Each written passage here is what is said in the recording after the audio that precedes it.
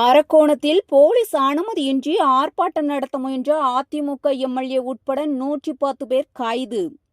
அதிமுக பொதுச் செயலாளர் எடப்பாடி பழனிசாமி மக்களை காப்போம், தமிழகத்தை மீட்போம் என்ற தேர்தல் பரப்புரையில் ராணிப்பேட்டை தொகுதியில் பேசியபோது பொங்கல் வேட்டி சேலை திட்டத்தில் ஊழல் நடந்திருப்பதாக பேசினார். அதற்கு பதில் அளிக்கும் விதமாக கைத்தறித்துறை அமைச்சர் ஆர். காந்தி பொங்கல் வேட்டி சேலை வழங்குவது குறித்து சட்டசபையில் ஆண்டுதோறும் தகவல் தெரிவிக்கப்படுகிறது. திமுக ஆட்சிக்கு வந்த பிறகு வழங்கப்படும் வேட்டி சேலை தரமானதாக உள்ளது. அதை பொதுமக்கள் பாதுகாத்து பயன்படுத்தி வருகின்றனர். இது தெரியாமல் எடப்பாடி பழனிசாமி பைத்தியக்காரத்தனமாக பேசுகிறார் என்று பேட்டியளித்துள்ளார். இதற்கு அமைச்சர் காந்தி பகிரங்கமாக மன்னிப்பு கேட்க வேண்டும்.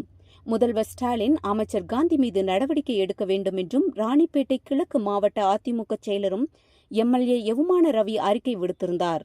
மேலும் மன்னிப்பு கேட்காவிடில் கண்டன ஆர்ப்பாட்டம் நடத்தப்படும் என்றும் தெரிவித்திருந்தார்.